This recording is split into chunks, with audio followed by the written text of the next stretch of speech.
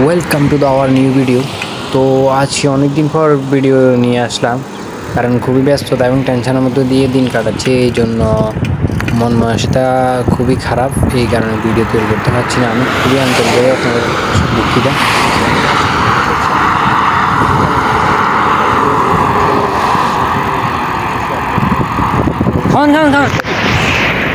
আরে তো পথে একটা জিনিস চোখে পড়লো, এটা আপনাদের সাথে শেয়ার করলাম। যে আপনারা দেখতে পাচ্ছেন এখানে পানি সেচ দিচ্ছে ছোট ছোট পাইপের মাধ্যমে। আসলে তা আপনার এই যে গাছ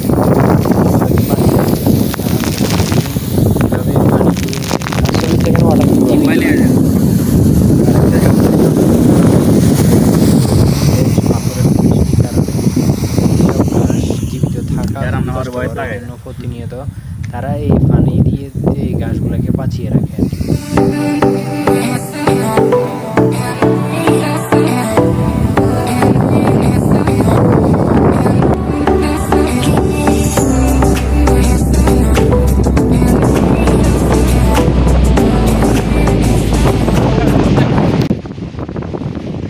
welcome to our new video. এখানে হচ্ছে প্রচুর পরিমাণে বাতাস, এই জন্য হয়তো আমার কথা বোঝা নাও যেতে পারে। তো এটা হচ্ছে একটা বিচ, যেটার মধ্যে আপনার সন্ধ্যা রাত্রে বিভিন্ন দেশের বিভিন্ন লোক এসে এখানে জড়ো হয়ে আড্ডা দেয় মনোরঞ্জনের জন্য। তো আমরা এখন আসছি হচ্ছে দুপুর প্রায় 2টার উপরে। তো এই কারণে এখানে রোদের পরিমাণটা খুবই বেশি।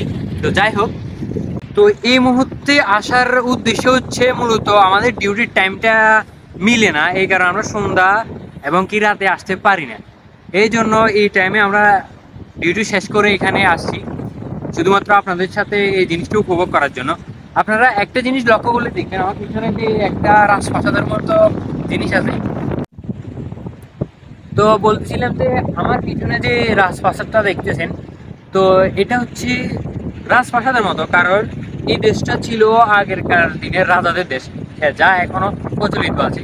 তো তারা কি করে সব যে তাদের ঘরগুলা সেম যে আগের দিনের রাজারা যেভাবে তৈরি করতো সেম ওইভাবে তৈরি করে। এটা হচ্ছে এমন একটা ঘর যা আপনার যাদেরকে শেখ বলা হয়, যারা বড় বড় কোম্পানিতে চাকরি করে, এটা হচ্ছে তাদেরই ঘর। আর যারা হচ্ছে আপনার নিম্নস্থলে আছে, এর একটু আর্নিং কম, তাদের ঘরগুলা যে ওই জায়গাটা একটু দেখান, ওই ক্যামেরা দেখা যাচ্ছে ওই হচ্ছে তাদের ঘর। তো যে তারা ওমানিরা, আরব কান্ট্রি যারা আছে তারা এমনিতেই শেখ, তাদের ব্যাপারে কিছু বলার নাই। তো যাই হোক, এটা এই ব্যাপারগুলো নিয়ে আমরা অন্য কোনো ভিডিওতে বলবো। তবে আপনাদেরকে সুন্দর একটা জিনিস দেখায়, যেটা হচ্ছে আমার ডান পাশে ক্যামেরা ঘুরালে দেখতে পাবেন, যেটা হচ্ছে সাগর।